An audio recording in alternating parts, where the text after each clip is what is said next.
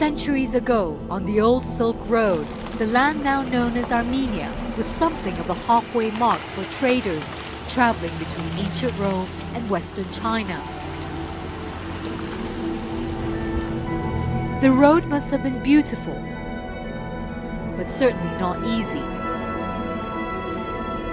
Merchants seeking new markets in the lush agricultural valleys of what is now modern Georgia would have had to cross these mountains, the Lesser Caucasus.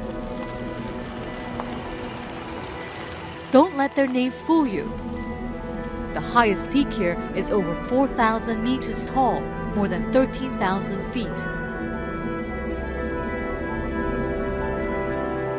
Today, this modern highway makes the drive easier. The scenery is stunning, and everywhere you look, there are ruins of empires past. We pass an abandoned Soviet copper smelter. Later, high in the hills, a Byzantine-era church.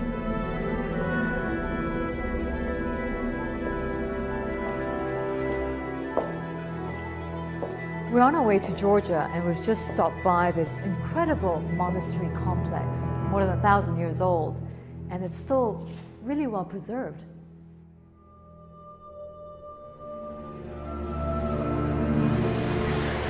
We cross the border. Eventually, the mountains fade away, and the road becomes flat. Then, some 5 hours after leaving Yerevan, we arrive in Georgia's capital city. Tbilisi's got this fascinating mix of architecture. You've got the 19th century European-style buildings that you see over here, the Soviet-era architecture, of course, and then the medieval churches that you see dotted along the entire landscape in Georgia. It's absolutely beautiful.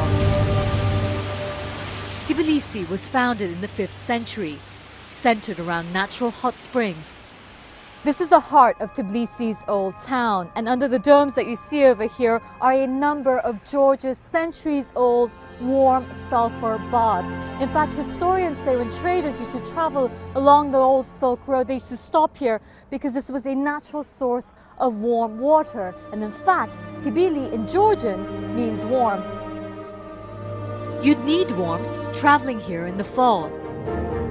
Still, the cold air doesn't keep modern traders away.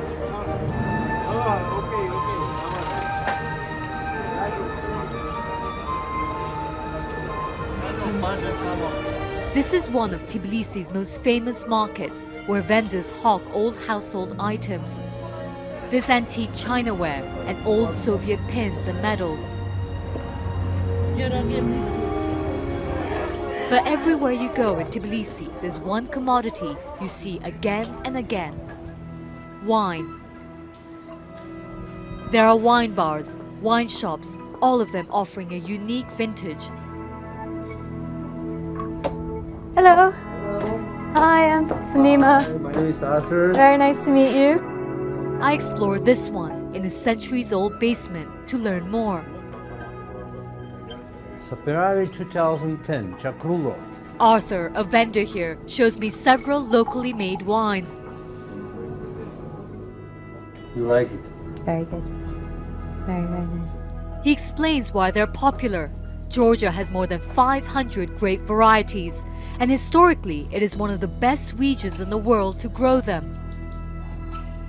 Many here believe that wine originated in Georgia.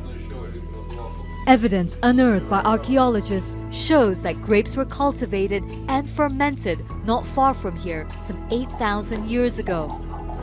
To get a sense of that history, you have to see it and taste it for yourself. Color? It's orange. Yes. It's unfiltered wine. Quite dry. Correct. Citrusy a little bit. Yes. It's delicious. Our road trip continues northeast to Georgia's wine country. We pass through small villages and beautiful natural landscapes. Just over an hour from Tbilisi, we drive through a valley at the foot of the Great Caucasus. This is Sakartvelo, home to some of the oldest vineyards in the region. That's what brought George here. He runs a local winery called Sinandali. The reason why the grapes in Sakartvelo is so good is that here is very special climate, soil, land, humidity, and all other necessary things which you need to have good grapes. Fall harvest is the busiest time in the year for farmers here. Making wine in Georgia has changed little over the millennia. The process starts by hand. The picking, the packing. Back at the winery though, modern machines make sorting and crushing the grapes much easier. Technologically everything develops, and it changes a lot, but the idea how to make wine is the same like it was 8,000 years old. The fermentation and storage tanks are also modern. European-style vats and oak barrels. But traditional methods are still used.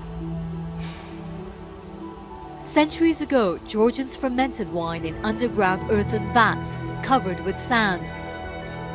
They still do, producing this uniquely orange-colored, unfiltered wine. This is traditional Sinandali, this Georgian style of winemaking.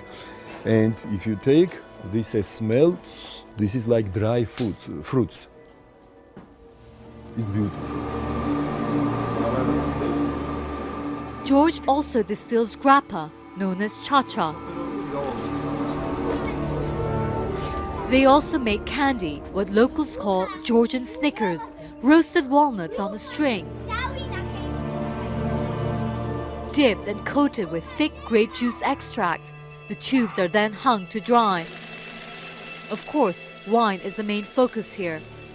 This is culture, this is heritage, and I think the wine may be the most important part of Georgian history and Georgian culture.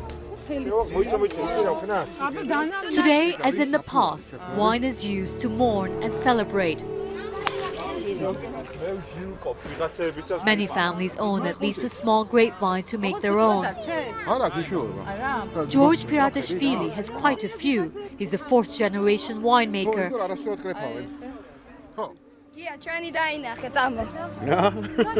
This gathering, though, is not business.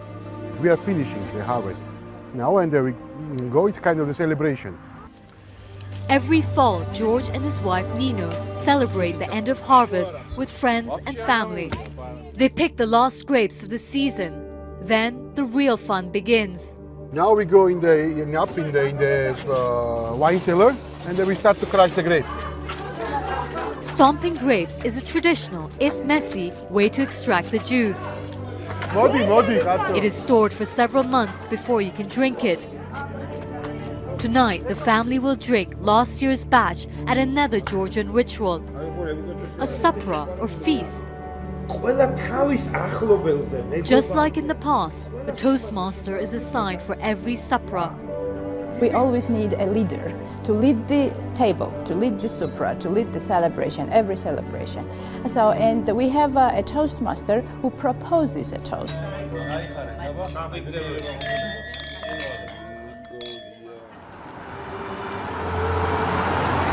On my road trip through the Caucasus, I've seen the region's deep connection with the past.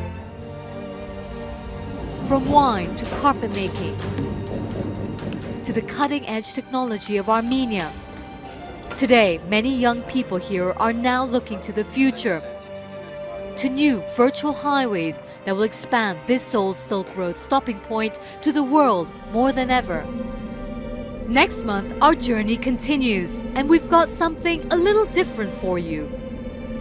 We travel north of here, far to the north, to explore the unlikely trade ties between Silk Road merchants and the Vikings of Scandinavia.